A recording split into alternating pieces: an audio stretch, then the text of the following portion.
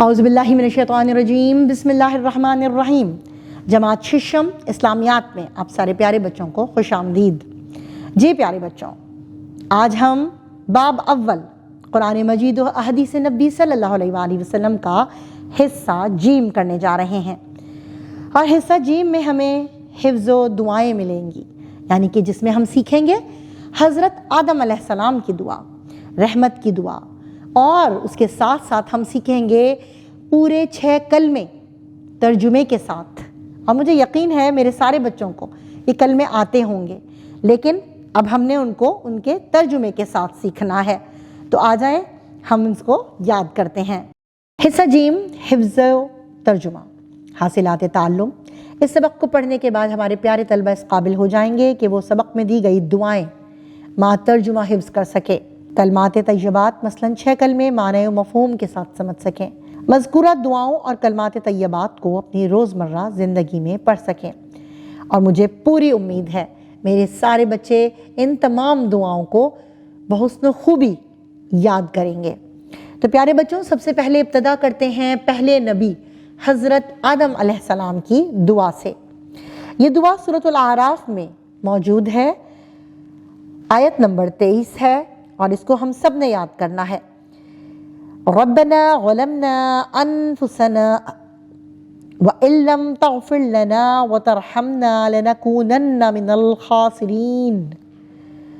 ترجمہ: اے ہمارے رب، ہم نے اپنا نقصان کیا، اور اگر تو نے ہمیں نہ بخشا اور ہم پر رحم نہ فرمایا تو ہم ضرور ہو جائیں گے نقصان اٹھانے والوں میں سے۔ پھر دوسری دعا آتی ہے رحمت و ہدایت کے حصول کی دعا۔ یہ دعا بھی سورۃ الکہف میں موجود ہے۔ ربنا آتنا من لدنک رحمتا وہیئ لنا من امرنا رشدا۔ ترجمہ: اے ہمارے رب، ہمیں اپنے پاس سے رحمت عطا فرما اور ہمارے لیے ہمارے معاملے میں رہنمائی مہیا فرما۔ اب پیارے بچوں، یہ تو تھیں وہ 2 دعائیں جو ہم نے سیکھی، ان کو ہم نے حفظ کرنا ہے۔ اب ہم آتے ہیں کلمات طیبات کی طرف، یعنی کہ پہلا کلمہ سے لے کر 6 کلمے تک۔ تو پہلا کلمہ میرے سارے بچوں کو یاد ہوگا، جس کا نام ہے پہلا کلمہ طیب، اور طیب کے معنی ہے پاک۔ لا الہ الا اللہ محمد الرسول اللہ، اللہ کے سوا کوئی عبادت کے لائق نہیں، اور حضرت محمد مصطفیٰ صلی اللہ علیہ وعلیٰ آلہ واصحابہ وسلم اللہ کے رسول ہیں۔ دوسرا کلمہ شہادت، شہادت کے معنی ہے گواہی دینا۔ اشہد ان لا الہ الا اللہ وحدہ لا شریک لہ واشہد ان محمدا عبدہ ورسولہ۔ میں گواہی دیتا ہوں کہ اللہ کے سوا کوئی عبادت کے لائق نہیں، وہ اکیلا ہے، اس کا کوئی شریک نہیں، اور میں گواہی دیتا ہوں کہ بے شک حضرت محمد رسول اللہ خاتم النبیین صلی اللہ علیہ وعلیٰ آلہ واصحابہ وسلم اس کے بندے اور رسول ہیں۔ تیسرا کلمہ تمجید، تمجید معنی پاک۔ سبحان اللہ والحمد للہ ولا الہ الا اللہ واللہ اکبر ولا حول ولا قوة الا باللہ العلی العظیم۔ اللہ پاک ہے اور تمام تعریفیں اللہ کے لیے ہیں، اور اللہ کے سوا کوئی معبود نہیں۔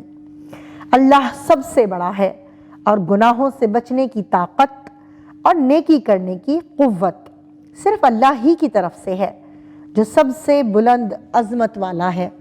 چوتھا کلمہ توحید، توحید معنی اکیلا۔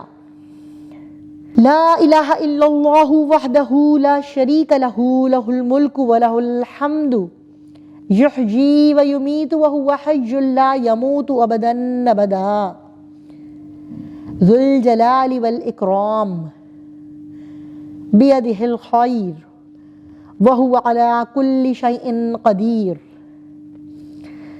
اللہ کے سوا کوئی عبادت کے لائق نہیں، وہ اکیلا ہے، اس کا کوئی شریک نہیں، اسی کی بادشاہی ہے اور اسی کے لیے تمام تعریف ہے۔ وہی زندہ کرتا ہے اور مارتا ہے، اور وہ ہمیشہ زندہ ہے، اسے کبھی موت نہیں آئے گی، بڑے جلال اور بزرگی والا ہے، اس کے ہاتھ میں بھلائی ہے اور وہ ہر چیز پر قادر ہے۔ 5واں کلمہ استغفار۔ استغفر اللہ ربی من کل ذنب اذنبتہ وقمدا او خطأ سرا او علانیة واتوب الیہ من الذنب الذی اعلم ومن الذنب الذی لا اعلم انک انت علام الغیوب وستار العیوب وغفار الذنوب ولا حول ولا قوة الا باللہ العلی العظیم۔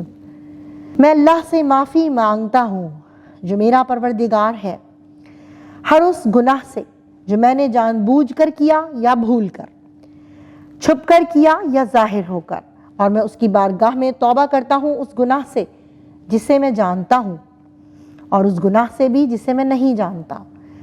اے اللہ، بے شک تو غیبوں کا جاننے والا ہے اور عیبوں کا چھپانے والا، اور گناہوں کا بخشنے والا ہے، اور گناہ سے بچنے کی طاقت اور نیکی کرنے کی قوت نہیں مگر اللہ کی مدد سے جو بہت بلند عظمت والا ہے۔ 6واں کلمہ رد کفر۔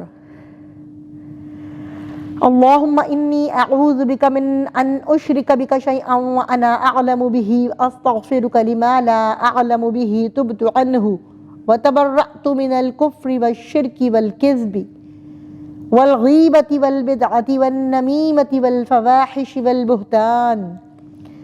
والبہتان والمعاصی كلها واسلمت واقول لا الہ الا اللہ محمد رسول اللہ۔ اے اللہ، میں تیری پناہ مانگتا ہوں اس بات سے کہ میں کسی شے کو جان بوجھ کر تیرا شریک بناؤں، اور بخشش مانگتا ہوں تجھ سے اس شرک کی جسے میں نہیں جانتا، اور میں نے اس سے یعنی ہر طرح کے کفر و شرک سے توبہ کی اور بیزار ہوا۔ کفر، شرک، جھوٹ، غیبت، بدعت اور چغلی سے، اور بے حیائی کے کاموں سے، اور بہتان باندھنے سے، اور تمام گناہوں سے، اور میں اسلام لایا اور میں کہتا ہوں کہ اللہ کے سوا کوئی عبادت کے لائق نہیں۔